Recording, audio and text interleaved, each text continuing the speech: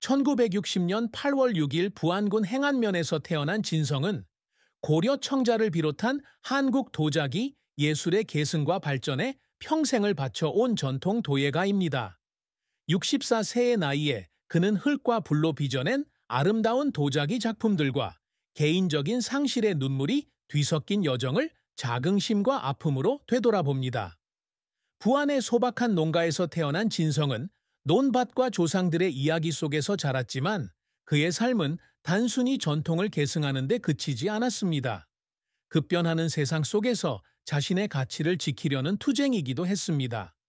그의 인생에서 가장 큰 슬픔은 2005년 불과 15살이었던 외아들 진민호를 교통사고로 잃은 것이었습니다. 이 사고로 그는 불치병에 걸렸고 자신의 노력이 과연 의미 있었는지 여러 번 되짚어보게 되었습니다. 이 슬픔은 2005년 7월 어느 운명적인 오후 진성이 한국의 유명한 도자 중심지인 이천에 있는 자신의 도예 스튜디오에서 작업하던 중 시작되었습니다. 그는 병원에서 전화를 받았는데 학교 버스를 타고 방금 돌아온 민호가 42번 고속도로에서 트럭과 충돌하여 중상을 입었다는 것이었습니다. 그와 그의 아내 용미숙은 병원으로 달려갔지만 창백한 얼굴과 영원히 눈을 감은 아들의 마지막 순간을 볼 시간밖에 없었습니다. 이 상실은 항상 이웃과 웃고 이야기하던 낙관적인 사람 진성을 슬픔에 대한 답을 찾는 듯 도자기 가마 옆에 몇 시간씩 앉아 불을 응시하는 조용한 사람으로 변화시켰습니다. 그는 언젠가 친구에게 민호와 함께 자신의 마음의 일부가 죽은 것 같다고 말했고 그 후에 만든 도자기 항아리는 항상 슬픈 표정을 지었습니다. 마치 그것을 만든 사람의 고통을 흡수한 것처럼요. 진성은 계속해서 작업하며 큰 성공을 거두었지만 아들과 충분한 시간을 보내지 못했다는 죄책감에 사로잡혀 평생을 고통 속에 살았습니다. 진성의 작품은 눈부신 성공과 실패를 거듭하며 깊은 인상을 남긴 긴 여정이었습니다. 1970년대 행안면에서 10대 시절을 보내던 진성은 친척집에서 우연히 골동품 청자 화병을 발견한 후 도예에 매료되었습니다. 도예를 배우기로 결심한 그는 1978년 18세의 나이로 고향을 떠나 서울로 올라와 저명한 도예가 김세용 선생의 도예 수업을 받았습니다. 도예 수업 초기에는 흙을 파는 것부터 가마를 만드는 것까지 손이 자주 대고 갈라지는 등 쉴 새 없이 일해야 했기에 힘든 시기였습니다. 1985년 그는 가족과 아내 용미숙 씨의 재정적 지원을 받아 이천의 첫 도예 공방을 열었습니다. 그의 첫 작품인 영곤문의 청자병은 1987년 대한민국 도자전에서 출품하여 신진 작가상을 수상하며 명성을 얻었습니다. 1990년대에는 고려 전통 기법과 현대적 기법이 결합된 정교한 작품을 꾸준히 제작하여 국내외 수집가들의 사랑을 받았습니다. 그의 작품은 이천도자미술관, 국립중앙박물관을 거쳐 2000년에는 뉴욕 메트로폴리탄 미술관에도 전시되어 한국을 대표하는 도자 작가로서의 위상을 확고히 했습니다. 하지만 그의 경력은 좌절을 겪지 않았습니다. 1992년 그의 작업실에 있던 대형 가마가 기술적인 결함으로 폭발하면서 도쿄 국제 전시회를 준비 중이던 200여 점의 작품이 소실되는 큰 좌절을 겪었습니다. 이 사고는 막대한 재정적 손실을 초래했을 뿐만 아니라 그의 부주의에 대한 비판으로 이어져 그의 상승하던 명성에 큰 타격을 입혔습니다. 그는 한때 작업실 폐허에 앉아 수년간의 노력이 허무하게 사라진 것 같아 울었다고 말했습니다. 2008년에는 화산재 유약을 사용한 새로운 도자기를 실험했지만 굽는 동안 작품에 균열이 생겨 몇 달 동안 수백만 원의 손해를 입었지만 아무런 결과도 얻지 못했습니다. 그는 또한 논란에 휩싸이기도 했습니다. 특히 일부 비평가들은 그가 청자 스타일을 고수하는데 너무 보수적이라고 비판했습니다. 그는 이러한 비판이 자신이 사랑했던 직업에 대한 배신감을 느끼게 했다고 말합니다. 진성은 그를 울리려 애썼지만 그의 경력과 사생활에서 힘든 시기를 자주 겪었습니다. 도제 시절 그는 하루 16시간씩 일하고 차가운 도에 공방 바닥에서 잠을 잤으며 스승 김세용에게 도예를 할 마음이 없다는 말을 자주 들었습니다. 첫 전시를 앞두고 3개월 동안 정성껏 만든 꽃병이 깨지자 마치 꿈을 이룬 듯 울음을 터뜨렸습니다. 용미숙과 함께 이천의 도예 공방을 차릴 때면 고금리 대출을 받았고 빚을 갚지 못할까봐 혼자 공방에 앉아 울기도 했습니다. 민호가 세상을 떠난 후 그는 슬픔을 극복하기 위해 다시 도예에 뛰어들었지만 흙을 만질 때마다 아들에게 흙을 빚는 법을 가르쳐 주던 오후가 떠올라 눈물을 참을 수 없었습니다. 이러한 노력은 그가 한때 말했듯이 슬픔에 휩싸이지 않기 위해 자신과 싸우는 방식이었습니다. 진성이 항상 추구하는 성과는 작품의 명성이나 상업적 가치뿐만 아니라 한국 전통 도자, 예술을 보존하고 후대에 전수하려는 열망이기도 합니다. 그의 가장 큰 목표 중 하나는 조선시대 거의 사라졌던 고려 청자 기법을 복원하는 것입니다.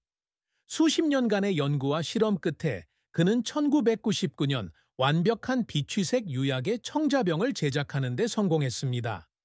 이 병은 전문가들에 의해 2000년대에 걸작으로 평가받았고 2013년에는 대한민국 정부의 국보로 지정되었습니다.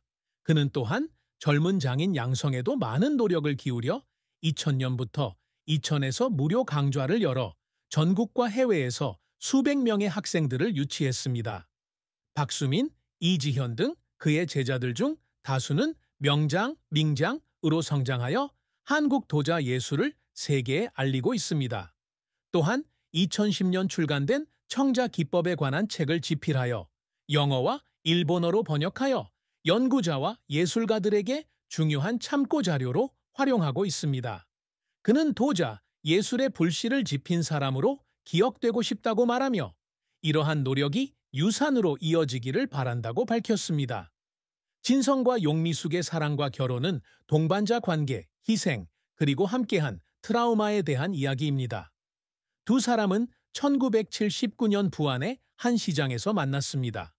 전통 직조공인 미숙이 어머니 선물로 진성에게서 작은 도자기 그릇을 사면서 두 사람은 금세 사랑에 빠져 1981년 진성이 겨우 21살이던 해에 결혼했습니다. 미숙은 진성의 아내였을 뿐만 아니라 동반자이기도 했습니다.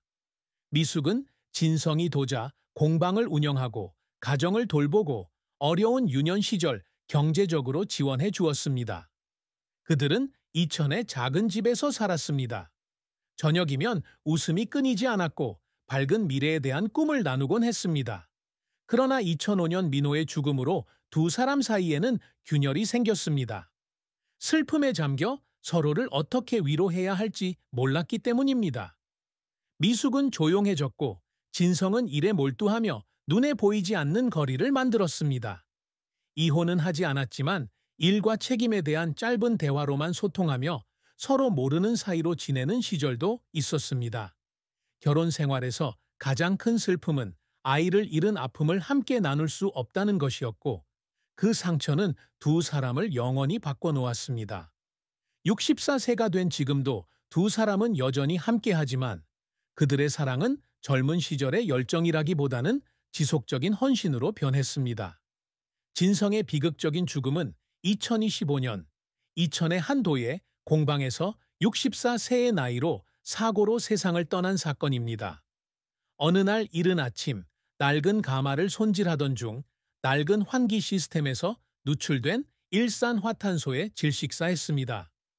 한 도예가가 가마 옆에서 의식을 잃은 채 쓰러진 그를 발견했지만 구급차가 도착했을 때 그는 이미 생명의 기미를 보이지 않았습니다. 그의 부고는 빠르게 퍼져 국내외 예술계에 큰 충격을 안겼습니다.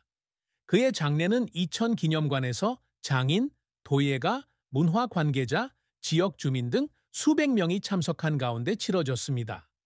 장례식은 슬픔으로 가득 찼고 한국 도예의 혼을 이어가기 위해 평생을 바친 장인으로 추모하는 추모사가 이어졌습니다. 고통 속에서도 용미숙 여사는 관 곁에 서서 결혼식 날 자신이 만들어준 작은 청자병을 놓아주며 마지막 작별을 고했습니다. 팬들과 학생들은 서울과 부산에서 추모전을 열고 그의 유작들을 전시했는데 그 중에는 우울한 푸른 유약이 묻힌 화병도 포함되어 있었습니다. 그의 유산을 이어가기 위해 진성 작가의 이름으로 장학기금이 설립되어 젊은 장인들을 지원했습니다. 그러나 장례는 도의 공방 소유권 분쟁으로 그늘에 가려졌습니다. 먼 친척들이 재산을 두고 다투면서 그의 유산은 빛을 잃었습니다. 진성의 아내 용미숙 씨는 장례 후 가상 인터뷰에서 진성 작가가 겪었던 슬픔에 대해 이야기했습니다. 그녀는 진성 작가가 땅과 불의 정령과 함께 살았지만 항상 형언할 수 없는 고통을 안고 살았다고 말했습니다. 그녀는 진성 작가가 도자기보다 더 사랑하는 아들 민호를 생각하며 가마 곁에 앉아 눈물을 흘리던 밤들을 떠올렸습니다. 그녀는 진성 작가의 가장 큰 슬픔은 아들을 지켜주지 못하는 무력감이었고 도예에 너무 몰두한 나머지 가족을 잊은 자신을 항상 자책했다고 강조했습니다. 미숙 씨는 1992년 가마 폭발 사고와 같은 실패 이후 진성이 자신을 꼭 껴안고 울며 평생을 살아갈 작품을 만들지 못할까봐 두려웠다고 말했던 적이 있다고 말했습니다. 그녀는 국제적으로 인정받는 청자 화병부터 그가 영감을 준 제자들까지 그의 성공이 자랑스러웠지만 그가 슬픔을 감추고 끊임없이 노력하는 모습을 보며 마음이 아팠습니다. 미숙 씨는 두 사람이 함께 고난을 극복했지만 민호의 죽음은 결코 완전히 회복되지 못했고 진성은 오직 도자기를 통해 자신의 고통을 하나하나 쏟아낼 수 있는 진정한 평화를 찾았다고 믿었다고 말했습니다. 진성의 슬픈 최후는 예술과 가족에 평생을 바친 한 남자의 연약함을 일깨워줍니다. 그에게 가장 큰 슬픔이었던 아들 민호의 죽음은 그를 깊고도 상처받은 장인으로 만드는 결정적인 상처였습니다. 청자 복원과 같은 성공과 가마 폭발 사고와 같은 좌절을 겪은 그의 삶은 그의 재능과 인내를 증명합니다.